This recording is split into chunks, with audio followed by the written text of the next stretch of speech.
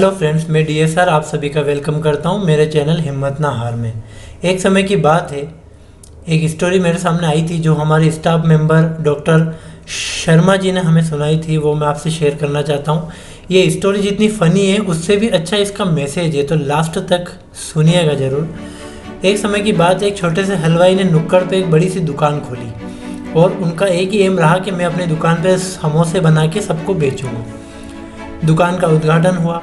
उस दुकान के उद्घाटन में उन्होंने अपने वालों को बुलाया, फ्री में सब कुछ खिलाया भी। लेकिन उनमें से कुछ लोग ऐसे थे जिन्होंने दुकान को अच्छे से देखा, परखा, खाया पिया और लास्ट में उनकी नज़र उस बैनर पे गई जो दुकान के ऊपर लगा हुआ था, जिस पे लिखा हुआ था यहाँ गरम समोसे मिलते हैं।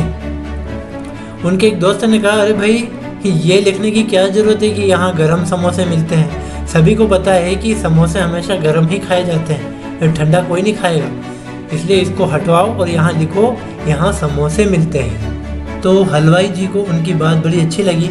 उन्होंने बैनर को निकलवाया और अगले दिन लिखवाया कि यहाँ समोसे मिलते हैं। 2 दिन बाद उनके एक रिश्तेदार आए। उन्होंने भी फ्री में वहाँ पर बहुत कुछ खाया पिया, दुकान में घूमे। काफ़ी देर डिस्टर्ब करने के बाद उनका ध्यान भी बैनर पे गया। उन्होंने कहा, अरे ये लिखने की क्या ज़रूरत है कि यहाँ समोसे मिलते हैं? सभी को पता है कि तुम समोसे बनाने की स्पेशलिस्ट हो, तुमने समोसे की ही दुकान खोली होगी, तो ये समोसे लिखने की क्या ज़रूरत है? यहाँ लिखो केवल मिलते हैं। हलवाई जी ने कहा, ऐसा लिखने से क्या होगा? बोले, ऐसा लिखने से लोग आकर्षित होंगे, तुम्हारे दुकान पे आएंगे। तो उन्होंने फिर बैनर को उतरवाया और फिर वहाँ लिखवाया, उस बैनर को हटवा कर यहाँ मिलते हैं। 2 दिन निकले, लोग उनकी दुकान के सामने से निकलते और हंसते हुए निकल जाते। कोई भी उनके यहाँ आया नहीं। उन्होंने किसी से पूछा तो उन्होंने कहा, अरे भाई रीज़न सामने दिख रहा है कि तुम्हारी दुकान पे क्या मिलता है? हाथी घोड़े मिलते हैं, कपड़े मिलते हैं, इंसान मिलता है कि राय मिलती है कि कॉपी किताबें मिलती है कि कुछ खाने का मिलता है? क्या मिलता है तुम्हारी दुकान पे? तुमने तो लिख रखा है यहाँ मिलते हैं। तो उसने कहा, हलवाई जी ने कहा कि साहब मैं समोसे बेचता हूँ। तो बोले, लिखो ना कि समोसे मिलते हैं। तब उन्होंने कहा कि जी मैंने लिखा था, लेकिन बोले लेकिन क्या, जो मिलता है वो लिखो। उन्होंने फिर लिखा कि यहाँ समोसे मिलते हैं। 2 दिन हुए, उनकी दुकानदारी अच्छे से हुई नहीं। उन्होंने फिर आगे से किसी से पूछा कि भाई और क्या करूँ?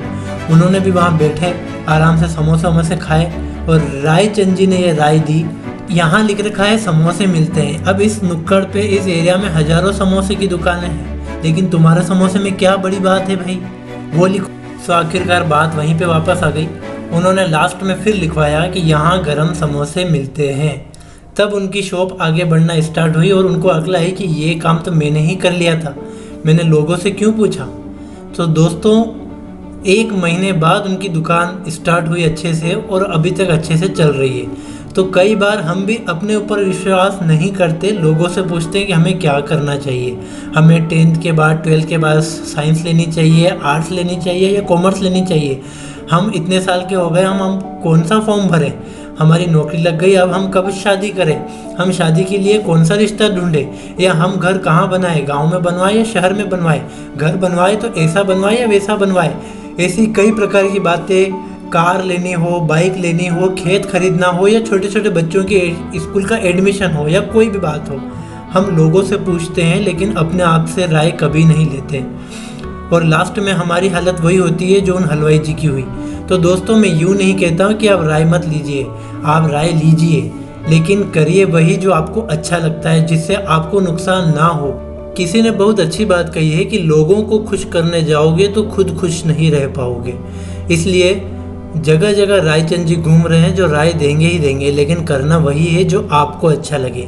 लोग कहेंगे, अरे इस स्कूल में क्यों गए, उस स्कूल में जाते, ये नौकरी क्या कर रहे हो यार, इससे तो वो बिजनेस कर लेते, वो ठीक था। यहाँ शादी करके क्या किया, इससे तो मैंने जो रिश्ता बताया था वो करना था। यहाँ घर क्यों बनाया, अरे घर का मुँह इधर क्यों रखा, उधर रखना था। अरे यार ये प्लॉट का पैसा यहाँ इन्वेस्ट क्यों किया, इससे तो मैंने जो बताया था वहाँ कर लेते। अरे अपने बच्चे का एडमिशन उस कॉलेज में क्यों करवाया, इससे तो मैंने जो बताया था वहाँ करवा लेते। इन चक्करों में पड़ोगे तो आपकी लाइफ कब जियोगे। तो दोस्तों ऊपर वाले ने हमें इंसान बना के भेजा है, लेकिन हम नीचे आके लोगों की कठपुतली बन जाते हैं। हम उनके इशारों पे नाचना शुरू हो जाते हैं। जो एडवाइस उनके द्वारा दी जाती है, जो रायचंद जी हमें कहते हैं, वही हमें जानबूझ के करना पड़ता है और उसका जो नुकसान होता है वो हमें उठाना पड़ता है, उन्हें नहीं।